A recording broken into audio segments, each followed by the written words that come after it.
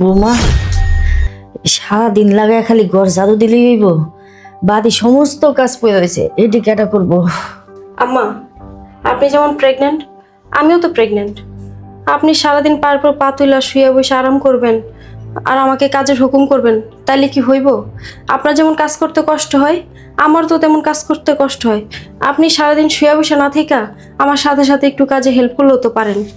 বৌমা, তোমার বয়সটা দেখো আর আমার বয়সটা দেখো। তুমি হয়েছো যুবতী, আমি হয়েছি বয়স্ক মানুষ। তোমার শক্তির লগে কি আমি পারবো? আর তুমি তো জানো আমার শরীরের মধ্যে নানান রোগ। আমি তো এমনি পেট লইয়া কষ্টে পারতাছি না, আমি কাজ কাম করতে পারি না বৌমা, তুমি তো জানো। আম্মা, আপনি খালি আপনার কষ্টটাই বুঝেন, আমার কষ্টটা আপনি বুঝেন না। সারা দিন যেমন একটা পর একটা হুকুম দিতে থাকেন, আপনার যেমন পেট লয়ে কাজ করতে কষ্ট হয়, আমারও তো কষ্ট হয়। আপনি এখন যান, আমি সব কাজ করবো না, একটা একটা কইরা। যতক্ষণে পারবো ততক্ষণই করবো, তাড়াতাড়ি আমি কাজ করতে পারবো না। আচ্ছা ঠিক আছে, করো, কি আর করা।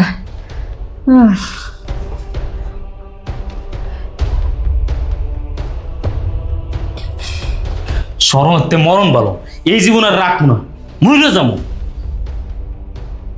ধরো এটা খাও, এটা কি? এটা বিষ। এটা আমি খাবো কেন? খাবা না কি করবা? বাইরে যা শুরু হয়েছে, ধরো খাইয়া মরে যাও।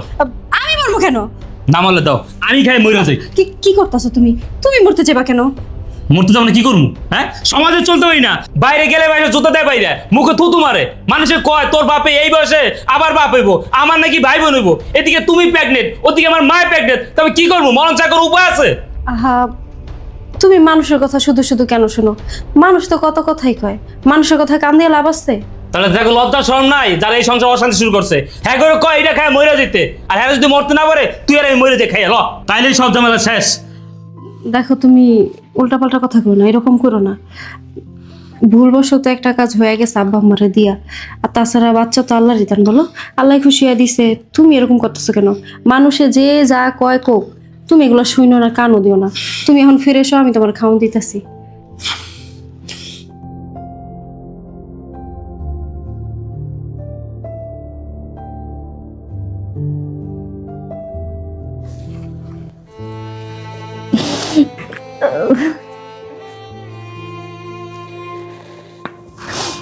কি হয়েছে?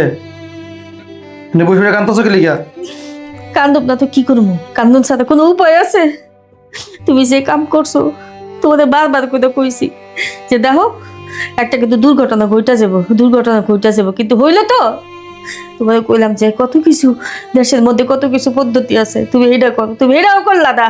এখন আমাদের সবার কাছে অপমান হইতেছে, সবাই আমাদের এই বয়সে অপমান করতেছে, পোলার কাছে, পোলার বউর কাছে, আশেপাশে মানুষের কাছে সবাই সিসি করতেছে। এদিকে ছেলের বউ প্রেগনেন্ট, ওদিকে আমার মেয়ে প্রেগনেন্ট, আর এই বয়সে আমিও প্রেগনেন্ট। শরমের থেকে না মজা যাও না, অনেক ভালো। আরে কি কও তুমি উল্টা পাল্টা কথা? এদিকে আমরা ইচ্ছা করে করছি, আল্লাহ দিছে, আমি কিছু করার আছে? তুমি জানো হ্যাঁ কত মানুষ আছে একটা সন্তানের জন্য আল্লাহর কাছে কান্নাকাটি করে, তাদেরকে আল্লাহ দেয় না। আল্লাহ আমি খুশি হইয়া সন্তান দিছে, আর এটা হলে তুমি মন খারাপ করতেছো? তুমি জানো আজকে বাড়ির মধ্যে কি হয়েছে? ছেলে আছে না, আমগো ছেলে হ্যাঁ, বিষের বোতল নিয়ে আইছে। বিষের বোতল আইনা বউরে কয় যে তুমি খাইয়া বড়, নাহলে যারা এই কাম করছে তখন খাইয়া মরতে কও।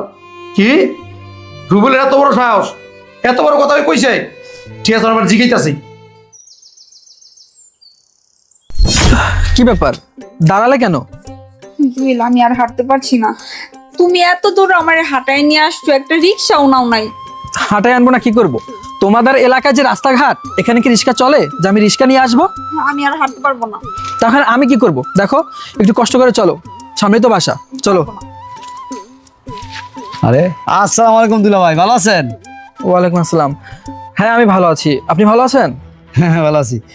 দুলা ভাই কিন্তু কামের লোক, আজাইরা থাকেন না। মানে কি বলতেছেন বুঝলাম না আমি। বুঝলেন না? না কিছুদিন আগে বিয়া করলেন, এর মধ্যে দেখা যায় আমগো বইনের পেটে বাচ্চা, এই কারণে আর কি কইতাছিলাম। আপনি খুব কামের লোক, আর কামের হইবেন না কেন? আপনার শ্বশুর যে আমাকে চাচা মিয়া, উনিও খুব কামের মানুষ। মানে এই বয়সে যে কাম করছে চাচায়, আমরা তো আর জামাই, আপনি তো এমনই হইবেন, যেমন জামাই এমন শ্বশুর। ওই বললাম আর কি, আমাকে চাচায় এই বয়সে নাকি ওই যে একটা কাম করছে আর কি, যেটা নিয়ে আমগো এলাকায় মনে করেন সবার গর্ববোধ করতেছে। আর আপনি এসব আজাইরা কথা কি বলতেছেন? কি করেছে? হ্যাঁ, আরে দুলা ভাই রাগ করেন কে? ওই আমগো চাচায় শুনলাম নাকি ওই যে আমগো চাষি রে, মানে বোঝেনি তো, আমগো চাষি নাকি প্রেগনেন্ট, এই বয়সে বাচ্চা হবে। আবার হল্লা হয়ে দাও যে আপনার সম্বন্ধী রুবেল ভাইয়ের বউ হ্যাঁ প্রেগনেন্ট। এখন আবার দেখতাছি কিছুদিন আগে বিয়ে হয়েছে, আমগো বইনও প্রেগনেন্ট। না না না না, আপনারা খুব কামের লোক দুলা ভাই। এই, আপনি কি ভালো হইবেন না?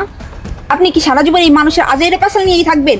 আপনারা অনেক আগের থেকেই দেখতেছি মানুষের গিবত আর আজাইরে পেশাল নিয়ে থাকেন। আপনি কি ভালো হইবেন না? আমার আবার দোষ, আমি সত্যি কথা কইলাই তো।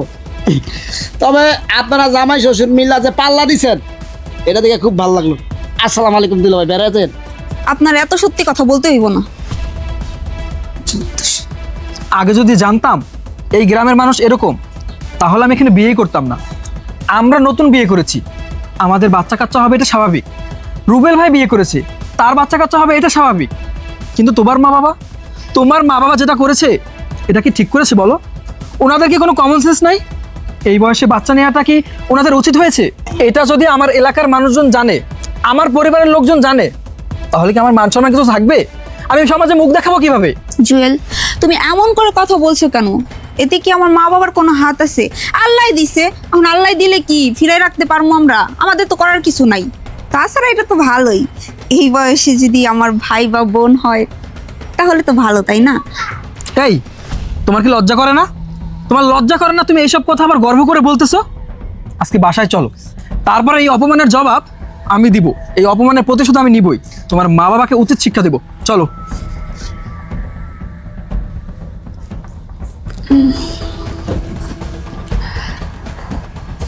মা, বাবা, কই তোমরা?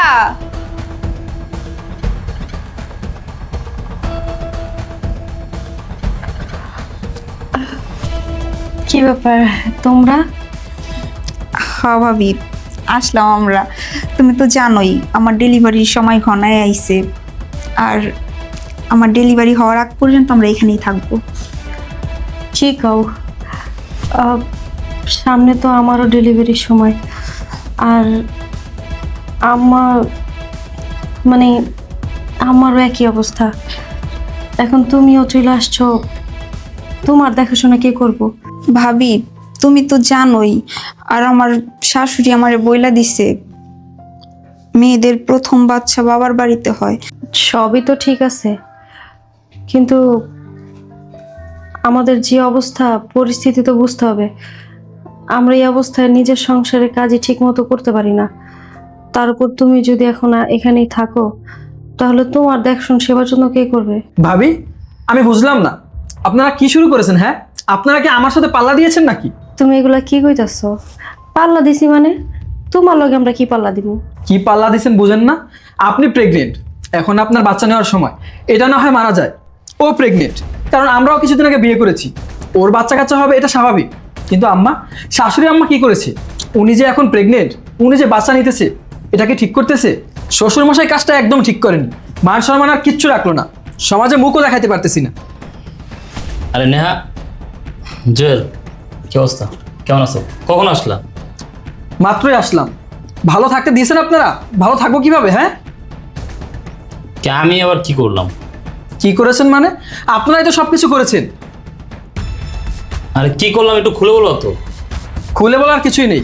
আপনার ওয়াইফ প্রেগনেন্ট, আপনার মাও প্রেগনেন্ট, সমাজে এখন মুখ দেখাইতে পারি না। আমার কি কোনো মান সম্মান আছে বলেন? আর আপনাদের কি লজ্জা করে না? আপনারা মুখ দেখান কিভাবে? আপনারা ডুবছেন, আমাকে সাথে নিয়ে ডুবছেন। কি শুরু করছো তুমি আসার পরের থেকে? অনেক তো বলছো, এবার একটু থামো। থামবো মানে? থামার কি কোনো ওয়ে আছে বলো? তুমি দেখলে না তোমার সামনে বাইরে ওই লোকটা কিভাবে আমাদেরকে অপমান করলো? এখন বাইরে বের হতে আমার লজ্জা করতেছে। বাইরে বের হলে না জানি কত মানুষ আরো কত কিছু বলবে। এখন কি করতে পারি আমরা বলো? আমাদের হাতে কোনো কিছু আছে? আমরা কোনো কিছু করতে পারবো? আরে ভাই আর বইলো না, এই লজ্জায় আমিও মাইসের মুখ দেখতে পারি না। ওই দিন বিশাল ছিলাম, ভাবছিলাম খাইয়া মহিলা যাবো, কি আর করবো, এই জীবনটা রেখে তো লাভ নাই। আমার বাপ মা যে কাজটা করছে মাইসের মুখ দেখাইতে পারি না। কোথায় কোথায় সেই গুণধর শ্বশুর আর শাশুড়ি? ডাকেন তাদের। তারা এই বয়সে যে কাজ করেছে তাদের তো পুরস্কার দেওয়া উচিত।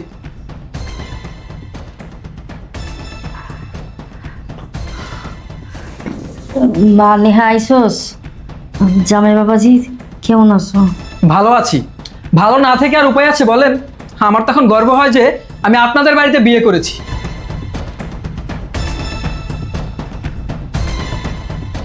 বৌমা, আমার মেয়ে আসছে আর মেয়ের জামাই আসছে, তুমি এখনো নাস্তা দাও নাই? না না, নাস্তা দেওয়া লাগবে না। আপনাদের এলাকায় ঢোকার পরে মানুষ এত কিছু খাইয়েছে যে পেট একদম ভরে গেছে। এখন যদি আবার খাই তাহলে তো আমার পেট ফেটে যাবে। এখন আর নাস্তা দেওয়া লাগবে না। কি কও বাবাজি, আমু গ্রামের মানুষ তোমার খাওয়াইছে। আমু গ্রামের মানুষ যে কিপটা, হাতের ফাঁকতে পানি পড়ে না, তোমার আবার কি খাওয়াইলো? খাইয়েছে তো আব্বা, অনেক কিছু খাইয়েছে। অপমানের বড়ি আমাদেরকে ইচ্ছা মতো খাইয়েছে। যত দূর আসছি তত দূরই যার যার সাথে দেখা হয়েছে সবাই আমাদেরকে অপমান করেছে। সবাই বলেছে তোর বউ প্রেগনেন্ট, তোর শাশুড়ি প্রেগনেন্ট, তোর সমন্দির বউ প্রেগনেন্ট। সবাই একসাথে কি পাল্লা দিয়েছিস? এর থেকে আর বড় অপমান কিছু আছে বলেন? এর থেকে বড় অপমান আর কি হতে পারে? আর আপনার কি লজ্জা করে না? আপনার মেয়ে প্রেগনেন্ট, আপনার পুতের বউ প্রেগনেন্ট, এদিকে আপনিও একটা কাজ করছেন। আপনার কি লজ্জা করলো না? আপনার কি এই বয়সে এসে বাঁচানোটা ঠিক হয়েছে? আপনি সহজে মুখ দেখান কিভাবে? আমার নিজেরই তো লজ্জা করছে আপনাদেরকে এখন শ্বশুর শাশুড়ি বলে পরিচয় দিতে। ছি, এরকম একটা জঘন্য কাজ করার আগে একটাবার ভাবা উচিত ছিল আপনি যে কাজটা করতেছেন এটা কি ঠিক নাকি ভুল। সমাজের মানুষ এই কাজটাকে কি ঠিক চোখে দেখবে নাকি ভুল চোখে দেখবে, এসব চিন্তা করলেন না? এসব না হয় বাদই দিলাম, আপনার ছেলেমেয়ের কথা তো চিন্তা করবেন। এখন যদি আপনার ছেলের শ্বশুরবাড়ির লোকজন এসব জানে তাহলে কি আপনার ছেলের মান সম্মান থাকবে? থাকবে না। আমার পরিবারের লোকজন যদি জানে তাহলে কি আমার মান সম্মান থাকবে? থাকবে না। আপনি এসব কাজ করার আগে একটাবার ভাবলেন না? আপনি কি পুরো বাতাসে হয়েছেন? হ্যাঁ বাবাজি, আমরা একটা কথা বুঝতেছি না, তোমরা সবাই মিল্লা আমাদেরকে অপমান করতেছো, কথা শুনাইতেছো। আচ্ছা বাবাজি, এখানে আমাদের কোনো হাত আছে বলো? আল্লাহ খুশি হইয়া আমাদেরকে এই বয়সে বাচ্চা দান করছে। আর তুমি তো জানো আল্লাহর হুকুম ছাড়া একটা গাছের পাতাও লড়ে না। তোমরা সবাই মিললে আল্লাহর হুকুমের কেন বিরোধিতা করতেছো? শোনো বাবা, তোমাদেরকে আল্লাহ বলে না এই বয়সে বাচ্চা নিতে। তোমরা ইচ্ছা করে এই যখন কাজটা করছো, তোমাদের কারণে এখন সমাজে মুখ দেখাইতে পারি না। মানুষের ছিচি করে, মানুষ ডাইকে রেখা বলে তোর বউ প্রেগনেন্ট, তোর বোন প্রেগনেন্ট, তোর মা প্রেগনেন্ট, তোরা কি পাল্লা দিচ্ছস? এখন যদি আমার শ্বশুর বাড়ির লোকজন জানতে পারে যে আমার মা প্রেগনেন্ট, তাহলে আমার বউর এই বাড়িতে রাখবে? আমার বউর তো লয়ে যাবো। এসব কাজ করার আগে একবার চিন্তা করলো না? হ্যাঁ, বুড়ো হয়েছে কি বাতাসে? দেখো জামাই, দেখ রুবেল, আমি কোনো পাপ করি নাই, কোনো অন্যায় করি নাই। যা হয়েছে আল্লাহ রাজি খুশিতে হয়েছে, আল্লাহ খুশি হয়ে দিছে। এই কারণে যে তোরা সমাজে না চলতে পারস, যদি মুখ না দেখাইতে পারস, তাতে আমার কিছু করার নাই। আমি কোনো অন্যায় করি নাই, কোনো পাপ করি নাই। দেখেন বাবা, আমার মা বলেছিল আপনার মেয়েকে আপনাদের বাড়িতে রেখে যেতে, বাচ্চা কাচ্চা হওয়ার পরে আবার এসে নিয়ে যেতে। কিন্তু এখন এখানে এসে যা দেখলাম, আমার মনে হয় না আপনার মেয়ের জায়গা আমাদের বাড়িতে আর কখন হবে। আরে তুমি এসব কি বলছো? হ্যাঁ, আমি ঠিকই বলতেছি। তোমাকে আমি আর নিয়ে যেতে পারবো না। এখন থেকে তুমি এখানেই থাকবে। জামাই বাবাজি, তুমি এটা কি কইতেছো? ভুল যদি কইতা থাকি তাহলে তো আমরা করছি, আমাকে ভুলের সাজা আমার মেয়েরে কেন দিবা? তুমি এসব কথা বললো না বাবা। এই কথা এখন আর বলে কোনো লাভ নেই। এসব করার আগে একটাবারও তো চিন্তা করেননি। আপনার মেয়েকে আমি আর নিতে পারবো না। রইল আপনার মেয়ে, আমি গেলাম। মান সম্মান আপনার না থাকলেও আমার মান সম্মান আছে। জুয়েল, যেও না, আমার কথাটা তো শোনো। জুয়েল, এখন ভালো হয়েছে না? হ্যাঁ, ভালো হয়েছে না? ওর জামাই তো আর রেখা চলে গেছে, বইলে গেছে, আর নিব না। এখন যখন আমার শ্বশুরবাড়ির মানুষ জানবে যে আমার মা প্রেগনেন্ট, তখন তো আমার বড় লয়ে যাবো, তখন তো আরো ভালো হইব। তোমাদের বাচ্চা হবে না, এখন ওই বাচ্চারই লালন পালন করে বড় করো। আমগো কথা তোমার চিন্তা করা লাগবো না, আমগো মান সম্মানের কথা তোমার চিন্তা করা লাগবো না, যত সব।